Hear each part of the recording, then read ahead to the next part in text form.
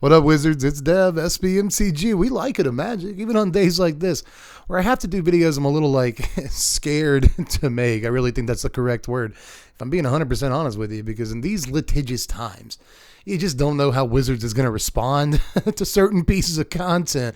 I might get a notice in the mail, or I might get a knock on the door. Who knows? So it makes me nervous, but that said, I still wanted to make this video for a number of reasons, because Wizards has just recently announced their ambassador program, for content creators, and believe it or not, I was invited to that thing. I even got a couple of emails in, but in the end, decided it wasn't for me, and I turned it down. So that begs the question, why did I do that? But I guess the first thing before we really get into it is, what's an ambassador? What even is that, Dev? Well, Wizards just uploaded an article yesterday about the ambassador program. It's a reasonably short article. It's only 3 or 4 paragraphs. I'll leave a link to that in the description for you so that you have all the information here and you can form your own opinions. That's very important to me because I'm going to give you sort of my opinion on the entire thing. As legally sound as I possibly can. And then, because, I didn't sign any NDAs or anything like that, but all the email correspondence that I've had with Wizards of the Coast is just in and of itself confidential. So I can't really go over too much that they haven't already said. But that article is going to be a good source for what I can and cannot say, I think, in this video. So go check that out. I'm not going to read through the entire article here, but I am going to point out a couple of important bits of it. But TLDR, in case you don't want to read the article, because, words in your eye holes gives me a headache sometimes too. I totally get it. But the gist of it here is that ambassadors are basically content creators, some of whom you probably already know, who will in some small way receive support from Wizards of the Coast. Yes, it's a nebulous term. And it's doing a lot of heavy lifting in that sentence, support. So what does that actually mean? Well, I think I can give you the broad strokes here without actually violating any magical unwritten email NDAs that I may have right now that I didn't sign. But again, nonetheless, all email correspondence is private, blah, blah, blah legality. So I can tell you what Wizards of the Coast themselves say they're going to be giving content creators for their time. Now, to this end, I am going to read a little bit of this article here on camera and just look really silly reading off my phone for a second. But this is the part of the article that I guess concerns me the most because I have a unique perspective on this as a content creator, right? But I guess that's what this is perfect for me to comment on, right? So let's look at how is this good for creators. This is what Wizards says they're going to be doing for creators here.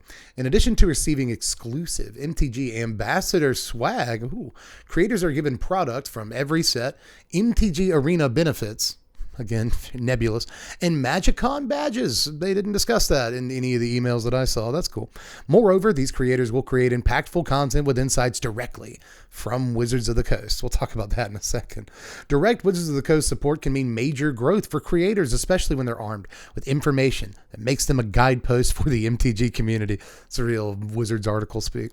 All sponsored content is owned by the creators themselves, and any monetization from that content remains in their hands. A very important set of sentences for what we'll talk about in a second. We encourage a collaborative space for our ambassadors to work together when we're promoting them to the fullest extent of our capabilities. So that's again, the part of the article that concerns me. And again, also the part of the article that allows me to say some of the things I'm going to say, I think, because Wizards of the Coast themselves has said them. Now, I think you get that the basic principle here is that you're going to be doing some work for Wizards of the Coast, promoting new products and stuff like that. And in exchange, though, they're going to send you free product. I guess you get free swag too, ambassador swag, MagicCon badges, MTG Arena benefit. I don't even know what they mean by that. That was also, to the best of my memory, not discussed in emails.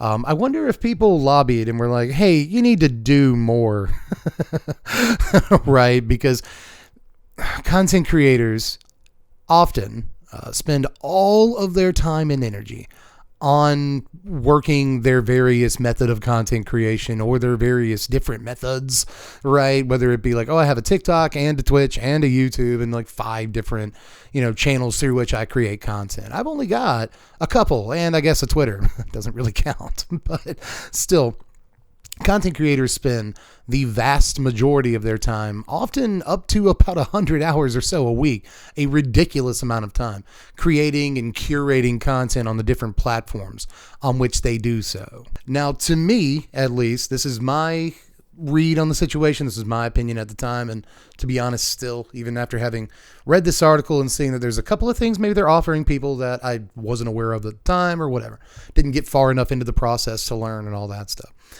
My opinion hasn't really changed. And that is that basically they're going to want you to do a couple of videos a month.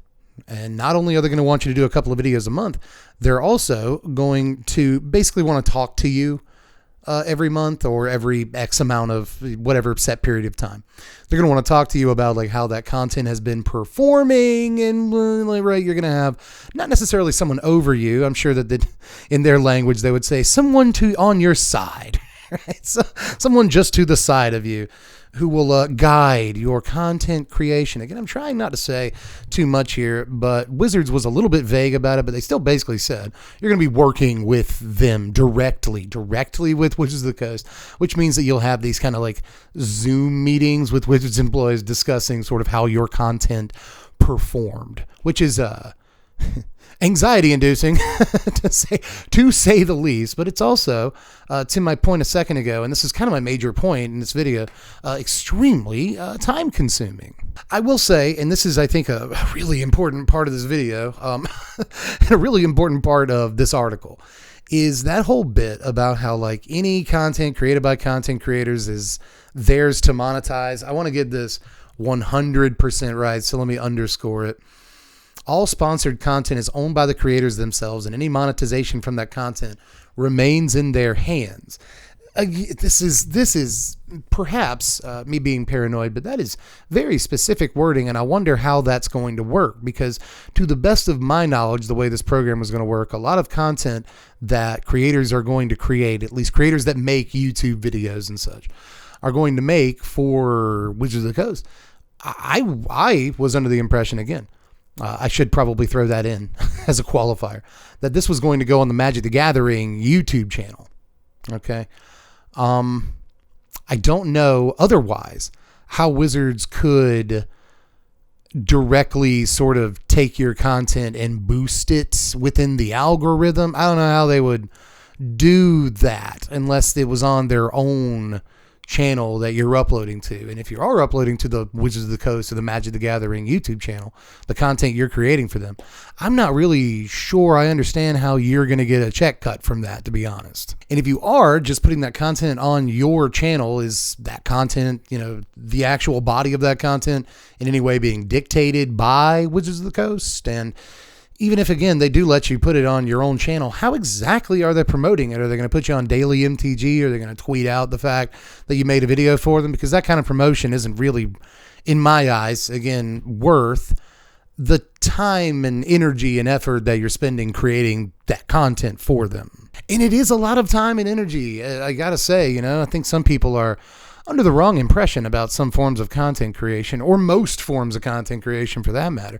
If I'm going to do a deck tech, by the way, I should bring up that I was supposed to do a deck tech this weekend. The patrons picked Orzhov Death and Taxes. We're going to probably record that on Monday or Tuesday night. I will get to it, but I felt like this was a video that I just kind of had to do right now, as they've just announced ambassadorships.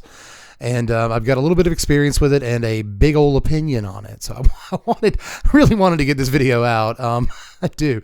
But that said, let's go into what a deck tech takes, right? Just a simple deck tech on the YouTube. Well, first of all, you got to conceptualize and actually write out the initial draft of the deck, which takes some time, let's call it an hour.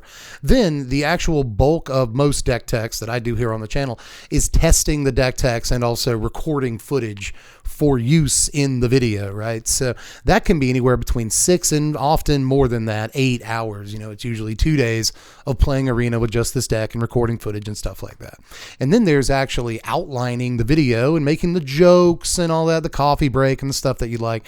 And even though I don't write out every, the script for every video, I do have a basic outline that takes me a couple hours, or even more if I'm feeling like creatively not in the mood or something. It can take even more than that. But then you actually get into the room and start recording, and that's about an hour and a half. And then you get into the editing booth, and that's another 4 hours at the very least. And then you got to upload, which means you have to like make tags, titles, description, get all your links together. You got to make your deck list link, right, for Bitly and TCG Player, in my case at the very least.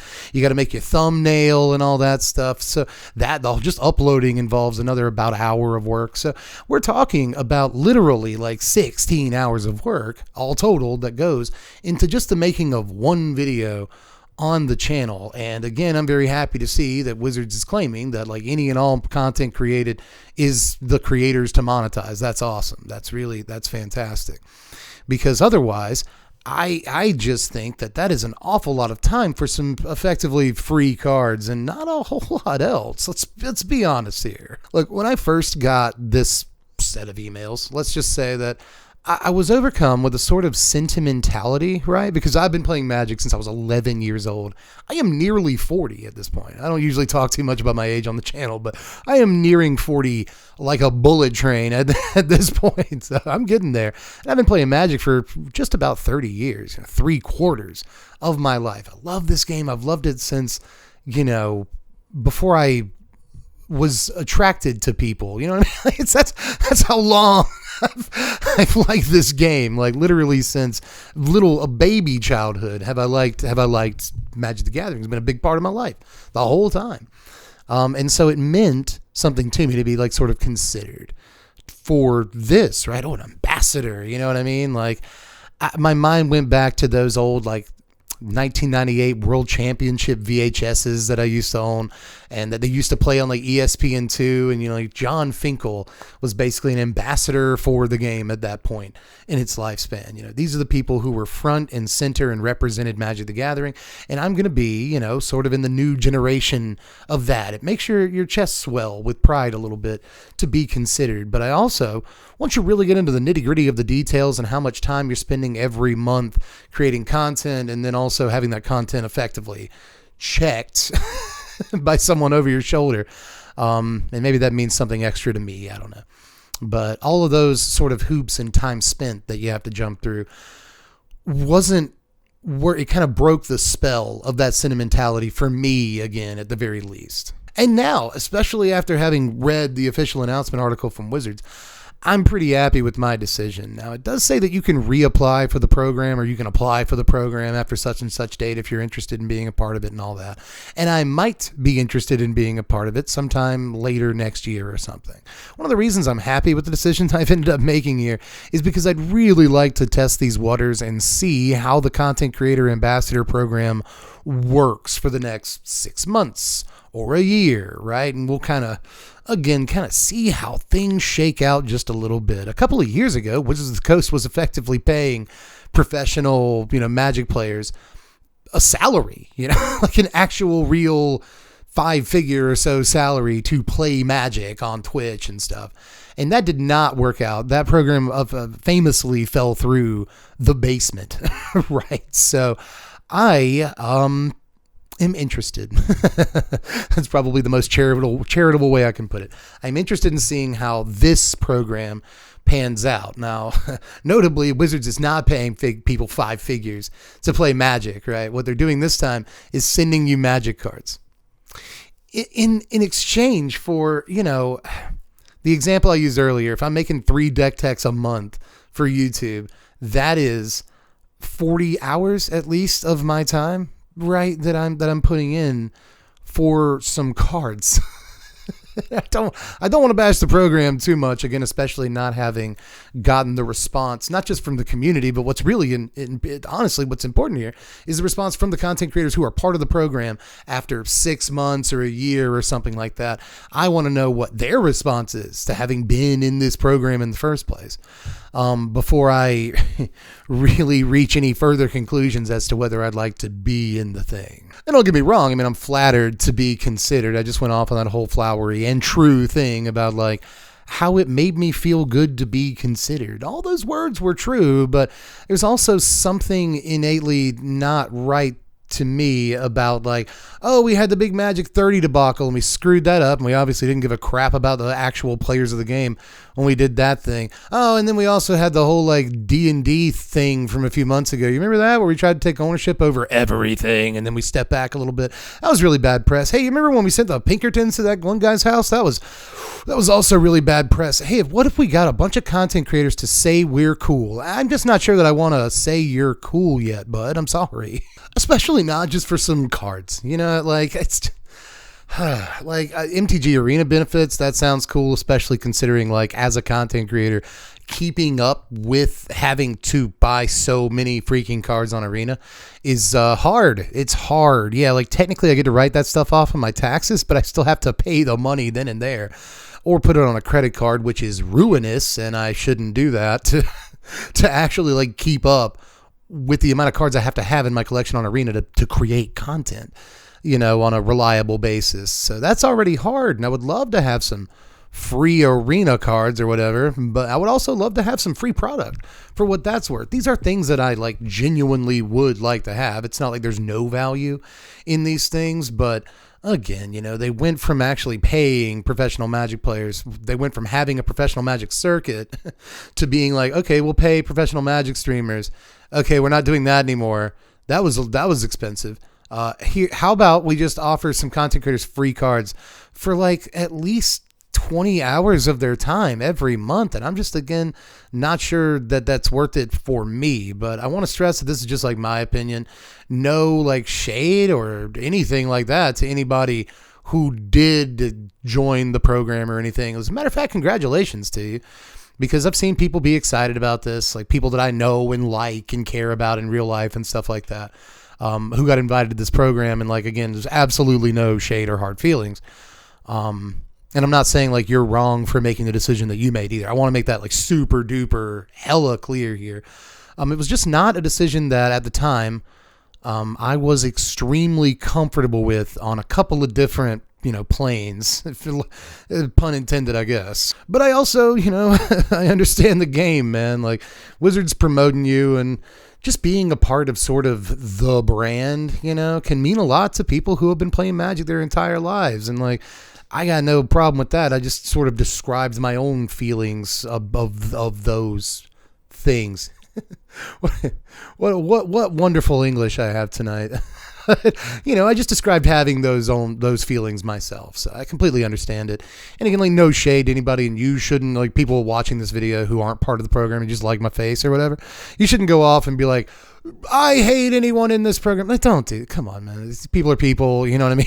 Like, they're just doing the content creation thing. You got to get your name out there, you know, more eyeballs and blah, blah. And like, this is a great way of doing it. And especially if you're like clearly associated with their brand, then that's pretty great in a lot of ways for content creators. That's one thing I want to make very clear as sort of a counterpoint at the very end of this video here, is that I think that there are multiple ways this could, in fact, be very good for content creators. I don't want this entire thing to just be me being like, what are they going to send you free cards for labor? That's exploitative. I'm specifically not saying it's exploitative. Mostly for legal reasons.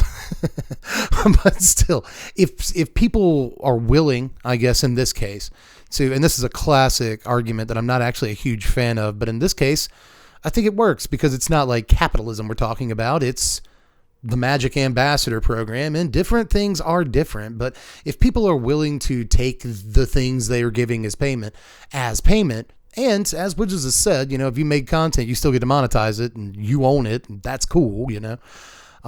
Then in the end, I will say that if people, again, are willing to trade their time for these benefits, that's cool. They can do that. That's what they want to do. So there's nothing wrong with that. But in the end, for me at least, just last sort of recap on this, I just didn't feel like an extra X amount of hours, probably easily in the double digits every month, and having to actually talk to someone and like talk about how the content performed and all that crap. It wasn't worth it to have that sort of mitigating force in my life, especially when, you know, I already do everything I can, creating the content I can for the channel to stay above water. So again, just the idea that I would create, whatever content Wizards wants me to create or whatever, for some packs every time a set comes out, it's just not, for me, necessarily what I wanted. But like I said, if the program proves to be a success, if content creators like it, then I could consider reapplying. But after doing this video, we'll freaking see, won't we? As a matter of fact, after doing this video and turning down the initial offer of ambassadorship, I'm not sure I'll get to ever have like a preview card again, or more relevant for, times lately, I'm not sure I'll get to do early access again for that matter. And I really like doing early access, but all that remains to be seen. All I'm saying is by not only turning this down, but doing this video, I'm probably forsaking a lot of other benefits that I otherwise have gotten in the past, which is kind of lame, but it is what it is. And I really wanted to make this video, and I felt like it would kind of not be fully honest if I didn't make the video. Double negatives all over that sentence, but I think you know what I'm trying to say. I wanted to make this video mostly because I wanted a kind of a counterpoint from the point of view of someone who has at least been considered and invited into the program and turned it down.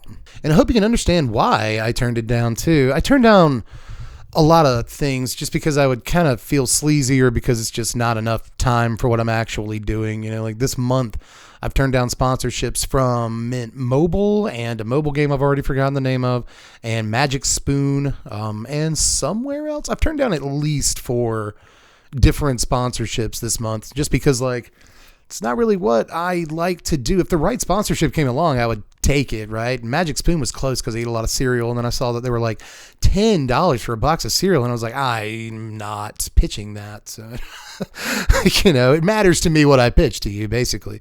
And I don't accept a lot of sponsorships, especially lately, but there's a reason for that. I don't want to feel a certain sleazy way. You know what I mean? So with that said, I'm not getting any support from sponsorships. I'm not getting any support from Wizards of the Coast, right? Especially now. So if you would consider just doing all the stuff that does support the channel, right? Going over to the Patreon, link in the description, patreon.com/SPMTG. It's just $1 a month to vote on what content we do around here. That's how we're doing Death and Taxes as our next deck tech.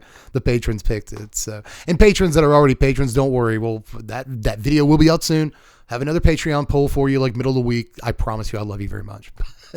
Anyway, if you did want to support the channel, because again, it's the only way we actually get support around here. I don't really take sponsorships, which is the Coast probably already didn't like me very much after a couple of videos that I've done, but this one I'm just pressing delete on any chances I might ever have with them. So again, if you're keen on supporting the content so I can keep doing it, check out the Patreon and just subscribe to the channel too if you haven't done it yet. That way you'll get notifications when we put videos out. Videos will get more views. I'll get fees, theoretically more money. I'm pretty sure it takes a few thousand views to really actually budge how much money you're really making from a YouTube video, but still, subscribers count. I'm trying to get to 1 million subscribers, and I'm only about 873,000 away. So we'll get there with your help. And by the way, don't think that I've forgotten just because this is a somber subject and we're in the middle of the couch and it's a after school special kind of video that I've forgotten that we have to do the couch card of the day. I have no idea what's back here. I pushed them all back so that I could sit on the couch. So what's this card? Some of you guys are going to be so mad at me that this is on the couch, right? It's nothing as special as you might think, but it is a card from Alpha. This is an Alpha Pearled Unicorn, everybody. Isn't it beautiful? Isn't it actually beautiful? It is really actually from Alpha. It is in very, very good condition, and it is sitting here on my couch. It's not a good card. It's just a 3-mana 2/2, but it's very pretty. It's very pretty, and it's from Alpha. So that means that it's $10. So it's actually not as pretty as you think it is when you really get to looking at it. It's got a couple of little blips here on the, and especially on the side, it's got a little doot. So yeah, I think we put that in moderate, not quite damaged condition. It's not, I would say it's heavily played actually, but still that's a real card from Alpha, everyone. It's, man, it's been in Magic longer than me. Not a whole lot of cards have. But anyway, everybody, that's, I guess, all I've got for this one. I'm sure that there's actually a lot more that I've wanted to say that I didn't get out, that I'll remember when I'm editing and blah, blah, blah. because I've been kind of scared to make this video for like a while. I actually have been wanting to make it for a couple of weeks, about a month or two, really.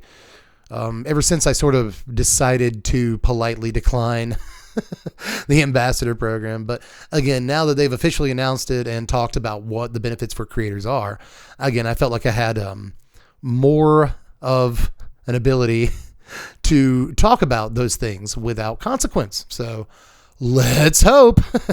So again, if you want to support my legal fee, patreon.com/SBMTG. I love you all, and I will catch you later. I'm Dev from The Place. Thanks for watching, Wizards. Spread love and be kind.